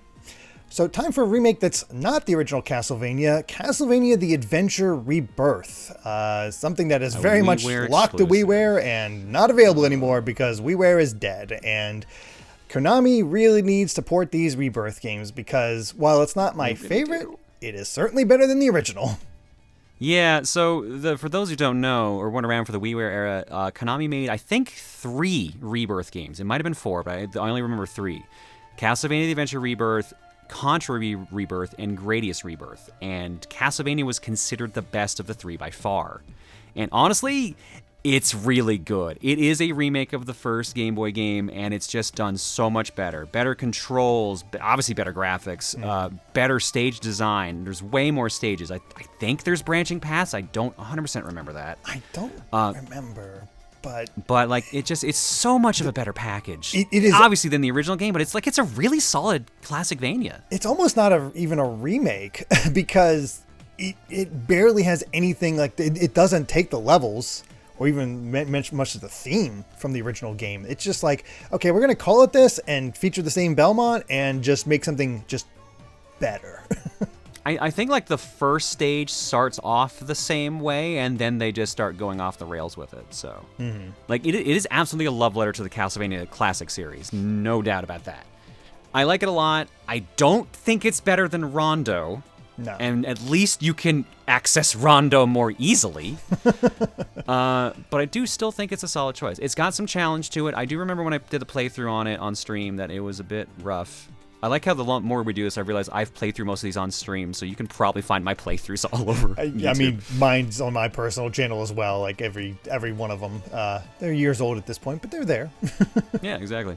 Where would I rank this, though? Oof. I guess the big question is A or B. Just to say it's not S. It's not S. No, it's absolutely not S. I think I like it more than Dracula X Chronicles. Okay. I think. I'm right now. I'm bouncing around the range of I don't think I like it more than classic Castlevania or Super, but do I like it more than Harmony of Dissonance or Circle of Darkness? Yeah, that's where I'm at. I definitely like it more than Chronicles, so it has to be higher than that. But I don't think I like it more than the original, so it's somewhere in between those two that I want to place it, and that's where it gets tricky. My gut feeling right now is I think I'd put it just above Kid Dracula. I will agree to that. Yeah, so it's under Circle of the Moon then?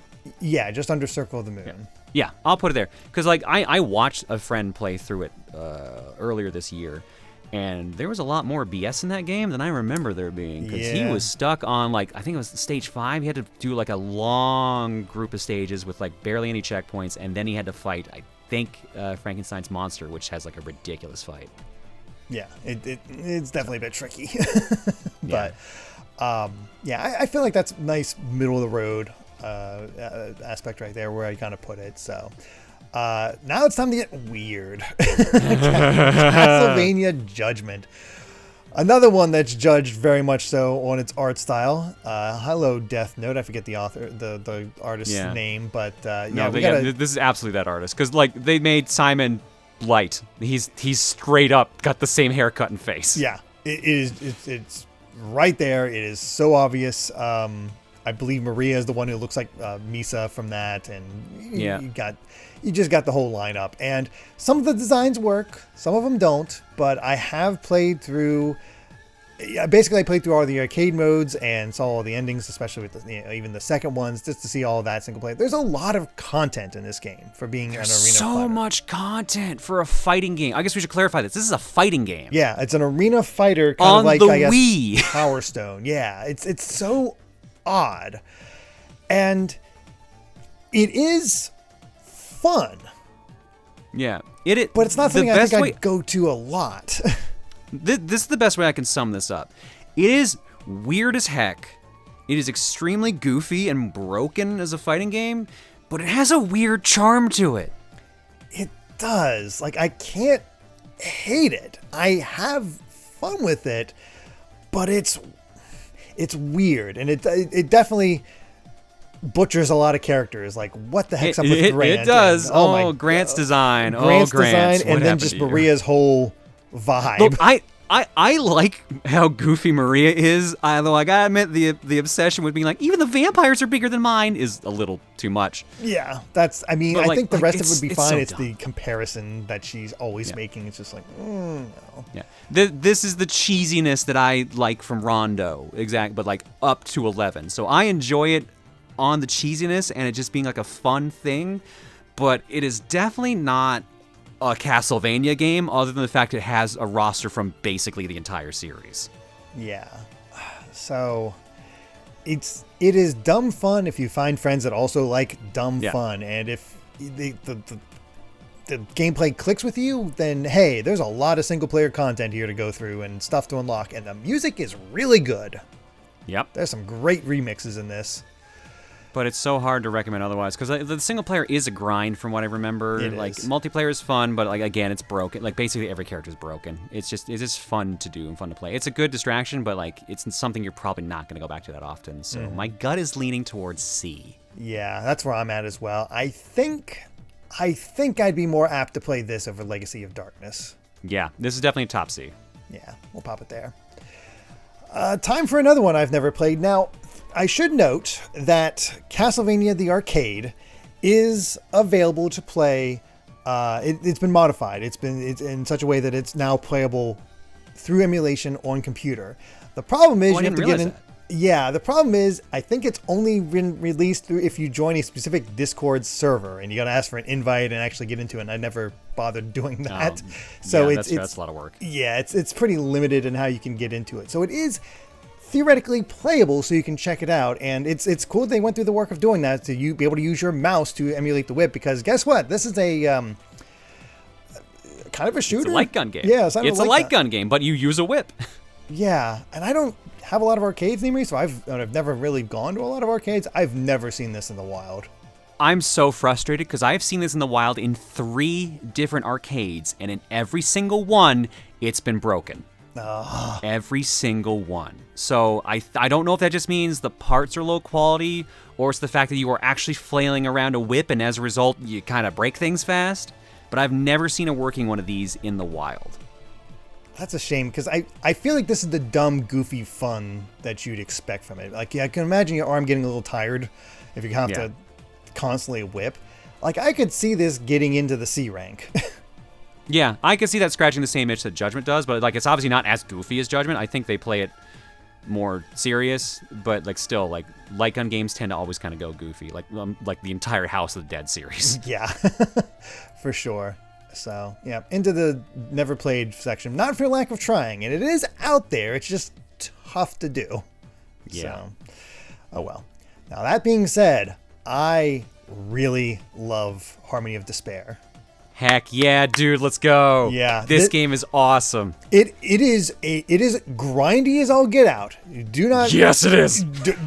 Have no misconceptions about that. You are going to grind for every single character, and thanks to DLC, there's a lot of characters in here. But there's also like I think 12 maps after getting all the DLC. After all the DLC, I think the base game only had 6, both for characters and for maps. But it pulls characters mainly from the DS and GBA games, but it basically eventually widens up to the whole series and even goes a little wild with some of the picks. They put in Getsu Fumaden in there. Yeah. And that's the prototype Castlevania game that we never got over here. They even have like classic 8-bit Simon. Yeah, 8-bit Simon. One of the maps is the entirety of Castlevania 1. And that's one of the tougher maps. For those who've never heard of this, because I realize we have to explain this, this is a 6-player multiplayer game where each map is like a significant portion of one of the games, or at least it's themed around that. So the idea is that you spawn in different spots, or in the same spot in some cases, and you have 30 minutes to get to the center of the map or the specific ending location and kill the boss. Along the way, you get pickups because it's a grinding game.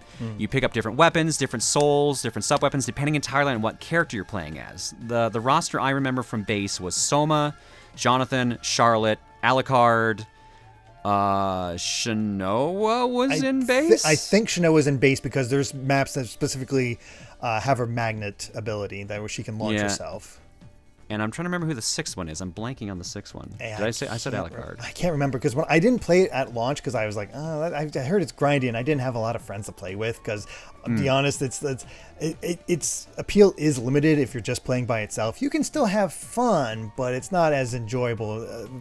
Compared You'll to definitely get through maps way faster with multiple people. Yeah, and it's if everybody has that same sort of skill level, has the same sort of level of equipment, like actually being good, it's a lot of fun. I actually roped together 5 other people to join me on playing through that, and we had a blast. We didn't beat every map. I think it was the classic Castlevania map that we could never beat, and then there was one other. Like there were 2 maps we just could not get. We just weren't high enough level for it. But we conquered every other one. It was, again, great music. Love the variety of characters that you can choose from. And amazingly, as far as I know, the servers are still up. Yes, I've seen people and friends play it as recently as 2 months ago. So, but is I believe specifically the Xbox version, because it is forward compatible. I don't know if it's Series X compatible. I would assume so, because if it made Xbox One. Yeah. I know when I played it years ago, I played off the PS3 version because I never owned an Xbox. So I played the PS3 version. It was still available. And I think because they haven't shut down PSN yet on PS3, it should still work there too. That's fair. Now, you played the updated version. Now, this is the interesting thing. The original version was only single-player local. The PS3 version has local multiplayer. You can do, I think, up to 4 players. You might be able to do 6. I don't remember. But the caveat is you can't see what everyone's doing unless you have the map completely zoomed out, and it is really hard to see what you're doing in that. We were going to do it as a playthrough for the Runaway Guys at one point, and we were just like, this is impossible. We can't do this. No, you need to play online. It's the only way you can actually see what you're doing and actually in order to do any good in this game.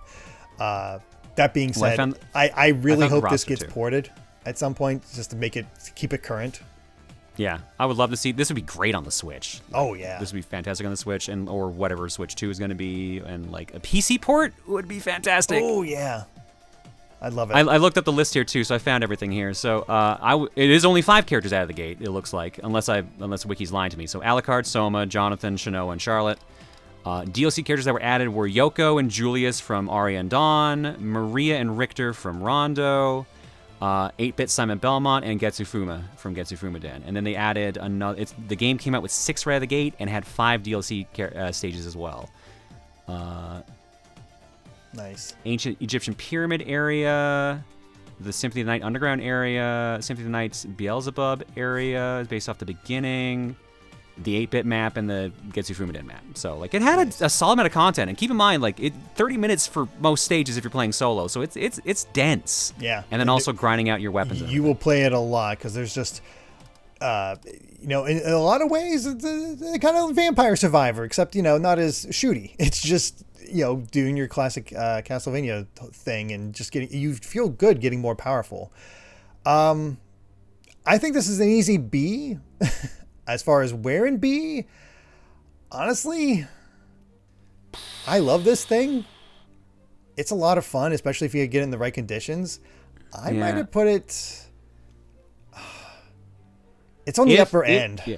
But yeah, I would rank single player and multiplayer very different, but I think I would still land both in B. If we're gonna let's say the ideal way, which is like a full group and you're having a great time. I'd probably put it above Adventure Rebirth. Yeah. Does it beat out Circle of the Moon, or? It really depends on the kind of, if you're in that mood for multiplayer, because it's, again, this is such a different game, even though the gameplay is almost exactly a Castlevania game.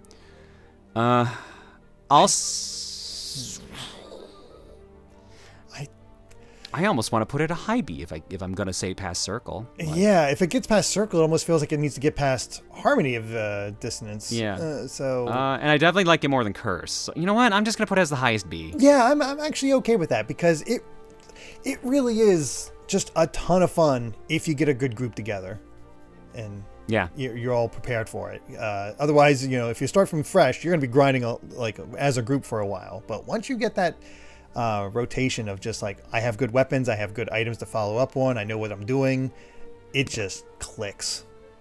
Just be careful if you are playing with a friend who's an Alucard and has all Chrysogrims, because basically he's just going to destroy the stage for you. Yep. Oh, goodness. Well, now it's time to get into the Lords of Shadow. Oh, Lords of Shadow. I genuinely love the first game. Mm-hmm. I love it a lot. I think it's probably the best of the 3D ones, and I'm saying that because I barely touched 2. But it has a bunch of caveats with it, too. Number one, you have to be okay with the fact that this is basically God of War meets Shadow of the Colossus meets, I forget what the third genre this one kind of does. It's a mishmash of a bunch of like popular games and genres at the time. Yeah. Also, it takes like 2 full chapters to get good, because I remember the beginning of the game being miserable. Yes, that is. They try to have it interesting, having that werewolf attack in the dark at the very beginning, and then all of a sudden you're on a horse and you're going through. But I remember the first time I played it, I'm like, it just wasn't clicking for me. And I know the exact moment it clicked for me. It's when you got the light and dark mechanic, or the red and blue orb mechanic. And all of a sudden that opened up combat so much more, and right there was the hook for it. And you have the production values of the wonderful art style, like the gothic architecture, and seeing how it all comes out, and Patrick Stewart narrating, and just, oh my god, Patrick Stewart narration is so good. It like that almost carries the game on itself there. Because at the beginning of every stage, you get him narrating something. It's about either the plot of the game or the world or something like that. Yeah, or how... and not to spoil things, but... Yeah, not to spoil things, but there's a deterioration over the span of the game that is just chef's kiss. It's so good in that aspect. I know Kojima was involved with this game. This is Mercury Steam, I believe. So these are people you would better know now for Metroid Dread. But yeah, no, I genuinely, after I got past the very slow start, love this game. I love what it does. It definitely makes its own continuity and lore. It's a very, very unique take on Castlevania lore. Absolutely. It is extremely different in that regard, and you only get Dracula. You only get what Dracula's all about until the very end, and then not even explained until the DLC. I know, and the DLC I didn't like. No, I remember being the DLC buggy. was just rough, unfortunately. Yeah. Was the DLC where they had the chess game or the chessboard? I think so, and I just remember that being DLC was so rough. brutal. That being said, in my heart of hearts, this is the best of the 3D Castlevanias, so it's got to be above Curse of Darkness. Yes, I absolutely agree with that. Honestly, I think I would put it above Dracula X Chronicles. Ooh, you're gonna put it in the A's. All right, I think I can hype with that. It's just you get into its vibe and you're sold on it. I hate that we have to have a caveat of like, yo, you gotta get like 2 hours in. You gotta work with it. That's it's very not a common thing with 3D situation, Castlevania. I think every 3D Castlevania you need to play for a while until it finally clicks. Yeah, I agree with you on that. But yeah, I'm a Lords of Shadow apologist. I like it, and I can't wait to talk about 2. But first, we got Mirror of Fate, originally on 3DS, and then it got an HD version that put it on consoles. Yeah, this was a 3DS game to start. It's fine. You can tell this is prototype Metroid Samus Returns because... Oh, I didn't even think of that, because this is still Mercury Steam, isn't it? I thought it was a different studio. No, all 3 are Mercury Steam for the Lords of Shadow games, and it has the combat of Lords of Shadow with while attempting to be a Metroidvania, and also having it be split between 3 characters where you're Trevor, Simon, and Alucard. And this is where you get some fun lore stuff. This is actually they mess with the lore a lot. Yeah, like you get a little bit of the lore in the first game. Here's where it's like, bam, lore. It's this one that you get all that. And honestly, I dig with what they did with Alucard. It makes sense for how this continuity was going. So I'm like, you know what? It does. It's such a shift from the rest of the series. But man, like when they did the reveal, I'm like, oh, okay. Yeah, it's quite good. And in fact, it's something I don't think I want to spoil because it is just a pretty solid reveal. I would recommend it for the story alone, but man, I remember the gameplay being so tedious. It's a bit of a slog. I don't know. The combat didn't feel super rewarding in it. It just didn't translate right to 2D. There's stuff to find everywhere, but like traversal feels like slow and not fun. I know it's a 3DS game because I played it on that. I didn't play the HD version. Maybe they fixed things in that, but like I just didn't vibe with this. This is in my mind, this is the weakest of the Metroidvanias in the series. Absolutely agreed. So it's below Circle of the Moon, but there's still a lot of others to compare it to. Like, I feel like I'd still prefer to play this over.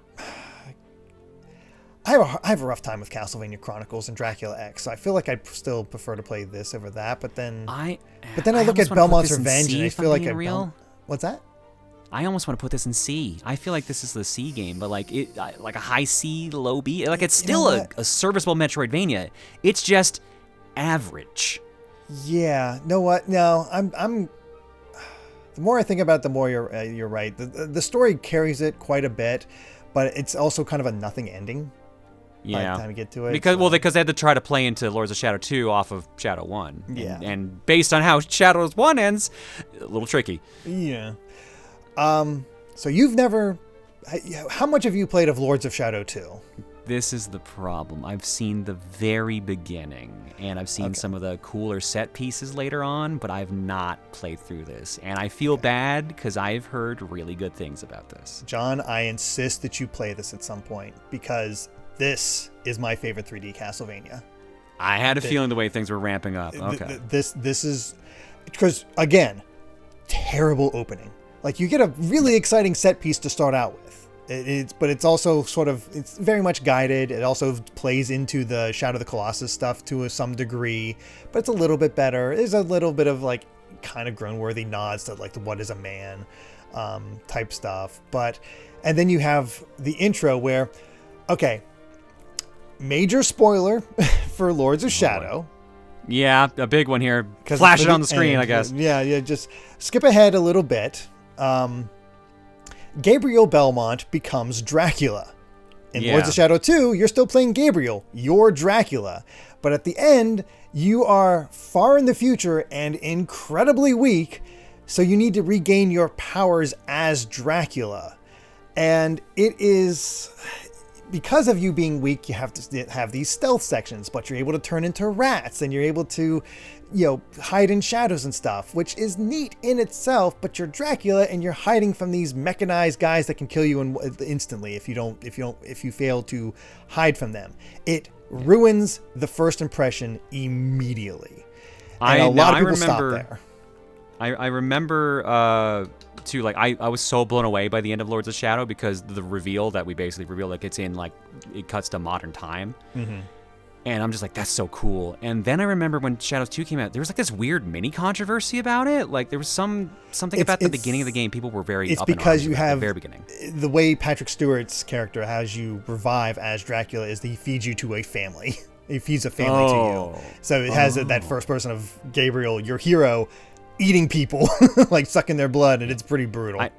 I could not remember what the actual thing was, but I just remember people being up in arms about it. Yeah, so it's definitely meant to play as controversial, but that's like the only moment where it's kind of like that. Like it's front loads all that stuff because as soon as it settles into its actual gameplay, which is a 3D Metroidvania, where you go between the modern day and a facsimile of the castle itself, where you're sort of in the past and Gabriel's seeing this vision of a young child Trevor and how the castle is sort of like the source of all of his power, and the fact that it's trying to really grasp at his soul and him trying to almost resist it is fascinating. The way that Alucard plays into this is also really good. The story is bonkers, but I love it. And there are bosses in here that are simply amazing, where I was just like pumped up fighting them. I think this, maybe it's just because of the me doing the constant back-to-back streams and fighting death so much, but I love the fight against death in this game and the reveal of where death comes from. It is fantastic. I hear this game disparaged so much, and I know it didn't quite reach its full potential because of issues with Konami and Mercury Steam, but still, what they accomplished I think is fantastic. But you have to, again, play it longer than you probably want to because of the poor opening. But I hate love that it. the Lords of Shadow series is basically like, yeah, if you get past this, it's great, but it's a slog. I hate that that's the case, because they're solid recommendations otherwise. As far as how high I'd put it, I'm gonna have to defer to you on this one. I have no real experience with this, but if you're talking up as much as you are, we gotta at least put it above the original. Yes, it is absolutely above the original. Here comes the question: does it get above the Castlevania or Super Castlevania IV or Dracula's Curse? That's gonna entirely depend on how much you prefer the classic Vania. Yeah, I think I remember more hype moments from Lords of Shadow 2 over the original Castlevania. I know what the original Castlevania brought. I know this is controversial, but I really like Lords of Shadow 2. I'm a staunch defender. So I'll put it just above the original Castlevania. All right, I'm cool with that. But play it when you get a chance. I will try. I think I got it for PS3, but mine still works and it's hooked up. So. Okay, cool. Next up is Grimoire of Souls. Unfortunately, I do have no experience with this. Another mobile game, originally started as a gacha. It is now, I think it's now available on just Apple Arcade, and got rid of all the gacha elements because it's on Apple Arcade. It plays like Castlevania. You get a bunch of characters. I only played a little bit. It's a mobile game. It did not catch my interest. Fair enough. So it is fine if you're into that sort of thing, but and like the Mega Man X Dive stuff, you can hook up a controller so you can play it legit. Well, not legit, but with a controller if you want. But yeah, it's whatever. I didn't play enough to form any kind of real opinion. Yeah. I mean, honestly, it's probably firmly C if I had to rank anything just based on my very limited experience with it. Gotcha. Okay. I guess I'll defer to you. That's one of the 4 I haven't played. And I'm surprised there's only 4 I haven't played on this entire list. Yeah, same. That's all I missed. But now we end with our most recent game, out of nowhere, Haunted Castle Revisited. Now, I'm lucky I actually played this on Saturday and finished it. So 2 days before the recording, I actually played through the entire thing. What'd you end up thinking? Well, it's definitely better than Haunted Castle. There's no questioning that. Like, the controls are very tight. They're very good. You have so much free motion in it. It's still a classic Vania, so like you got your whip goes forward. You get your sub-weapons, but they're all the sub-weapons from the arcade game, which were like a bomb, an actual boomerang. I don't think I found the sword. I don't know if that was actually in this one. But. Yeah, they didn't. They took out the sword. Rather than upgrading your whip into a sword, they just got rid of the sword and put in that mechanic of having a temporary upgrade. Yeah, they put in the Castlevania Adventure style whip upgrades. Yeah. I liked it a lot. It's genuinely good. It's a lot of fun. It is very short though. I finished it in the span of about 30 minutes. Yeah. On my first run, I continued once on the final boss. Yeah. The fun. I will say I love how they remix the bosses. There's a lot of really fun ones here. I love the Frankenstein fight where you gotta. Or I think it's the monster fight where you have to fight the guy that activates him in order to keep him back. You got to juggle them. Like, you got to juggle who you're targeting against, otherwise you get slammed. And like there's so many little clever things in there. You can tell there's a lot of heart put into this. Mm-hmm. The fact that you beat those dragon bosses and the dragon bone guys, and they form step ladders to go up to the next spot. Oh, that's such a good touch when they die and they just make the steps for you. Yeah. There's like. The final boss fight is so good. And I love that they kept the story the same, where it's like Simon got married to a girl and then Dracula showed up and kidnapped her. Like, they even have that extra thing where she just falls over stiff. I love that. Yeah, in the original arcade game, she just gets like picked up in midair and flies away. In this one, she gets like knocked over and Dracula's like, all right, I got you now. I'm carrying you in my arms. Bye. And then I think like Simon just like lights himself on fire out of anger, and then it just cuts to the game. Yeah, it's like the most arcade intro you could do. It's great. It's wonderful, but it's short. It's sweet. I mean, there's not a whole lot of reason to replay. I guess you can try for the harder modes, but because it is arcade based, you have that unlimited continues. And not that it's not like the regular Castlevania, but it's not hard at all. It's not hard. The final boss fight is cool, though. I thought that was an excellent final boss fight. Very unique final boss fight with Dracula. I really dug that. I don't know. I don't know where I'd put this because it's good, but it's so short. I'm leaning low B's. Like I like it more than Belmont's Revenge and Castlevania Legends, but I don't even know if I would say over Dracula X of all things. Like I'm torn. I think it lands in that same group because we got Chronicles, Dracula X, Legends, and Belmont's Revenge. I think it's in that group somewhere. Yeah, I agree because it's really fun, but it's short, and so it doesn't leave a lasting impression. It's just nice to have a good version of Haunted Castle. So it's good, just not. I don't. Well, we'll still be talking about this years later. Don't buy the Dominus Collection just for it. No, no. It's nice to have. Trust me, it was really nice to play a brand new in quotes brand new Castlevania. But yeah, I feel like you're on the right track. I think I'm going to put it just above Legends. All right, I'll agree with that. Right, smack dab in the middle there. Smack dab in the middle of all those classic Vanias. And there we go. There's our list. That's a lot of B's. You know what? So many B's. That is average or better for the Castlevania series, and honestly, a pretty solid top 5. Like that is a damn good top 5. Like, I think we might get a little heat because like Aria's like one of my favorite Metroidvanias, and I ranked it 4th, so I'm gonna get heat from my audience. Be like, what happened? But like, yeah, no, that top 5, you can't go wrong with any of those in my mind. No, not at all. And honestly, you can play pretty much that entire A section and still be good. Honestly, you could play pretty much SAB. The series is good is what we're saying. There's a reason we played the vast majority of them. It's a really consistent series, go figure. So, yeah. Like it's pretty telling that the only 2 games we have in D are like some of the oldest. Mm-hmm. And have both been remade. You don't see that too often where they take their worst games and actually make them good. So, I mean, I love this series. I wish Konami would do more with it. Yes, we're getting crossovers with Vampire Survivors, which is fitting, but it's just like I want more like Haunted Castle, revisited and the like. I think it's going to hinge entirely on how, and this is just speculation, so I think it's going to hinge on how well Metal Gear Solid 3 Delta does, because Konami clearly shows they want to remake stuff. So it's entirely possible we might get either a new Castlevania game, they hand it over to another studio to do, like how Way Forward did that Contra OG recently. Mm-hmm. Like, I would not be surprised in the next year or two if we got, not counting obviously Haunted Castle because we just got that. Like, I wouldn't be surprised if in a year or two you got either a classic Castlevania made by one of those studios, like an indie studio, or even just a relaxed Metroidvania. And in the meantime, like Bloodstained 2 is in the works. That's Iga's doing that. So that is true. And Bloodstained 1 is really good. It's just apparently a bit of a broken mess right now, but I highly recommend Bloodstained. I really enjoyed Bloodstains and the 2 separate ones. God help you trying to keep track of that story because each one has a different plot that does not. Oh no, like the Curse of the Moons are not related. They're just, this is a goofy game. Yeah. We were allowed to do whatever we want, and then Inti Creates was like, let's go. I will say, I don't know if it'll ever happen, but if Mercury Steam isn't working on the next Metroid, I would be really okay with them coming back to Castlevania.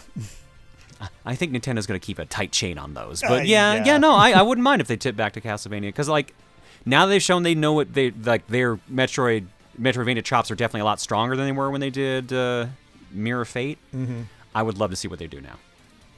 Yeah, same. Fingers crossed for the series going forward. Hopefully we get some new games as time goes on, but at least we have the Netflix show with Nocturne. At least we're still getting crossovers. Keep it relevant and just hope that it gets the Silent Hill 2 Metal Gear Delta treatment and gets a chance. So here's hoping. Yep. But that's it for us. Let us know what you think of our tier list in the comments below. And John, where can everyone find you at? All right, I'm usually over at twitch.tv/ProtonJon. I stream Mondays, Wednesdays, and Saturdays, usually late in the evening. So I'm a mountain streamer, and I'm a late night streamer, so around 8 o'clock mountain time. But I'm trying to shift that around a little bit if you want to actually get sleep and watch the stream. I'm a variety streamer, so I play pretty much everything. I'm also a game collector. I've got over 12,000 games in my collection, so I'm well-versed in many, many series. But there's always something I've never played before. As of this recording, I'm playing through the game Control right now for Game Clearing Blind. And we're doing a bunch of other things. Since we're doing this for Halloween, I got a Halloween stream coming up where I'm going to be in costume. And just another bunch of fun stuff. Like, chat gets to vote on the games I play normally. So that's my main gig. You can see my stuff on YouTube as well at ProtonJon VOD. Oh, wait. ProtonJon VOD, I think, should be the shortcut for that one. Or no, ProtonJon live streams. I don't even remember my own stream. I'm doing great. And there are other channels you can find me on YouTube, but they're both kind of on hiatus right now. Both my main Let's Play channel, which is just ProtonJon, and the Runaway Guys. So very cool. Definitely check that out. Always a fun time. And just can't wait to just chat and play together again at some point. So for sure, I'll be excited to do more work with you, dude. This has been fun. Yeah, I really enjoyed this. So yeah, thank you all so much for watching. If you want to support us further, you can check out our Patreon over at patreon.com/gvgaming. You can also, and of course, just subscribing and liking the channel helps us a ton. Thank you so much for watching.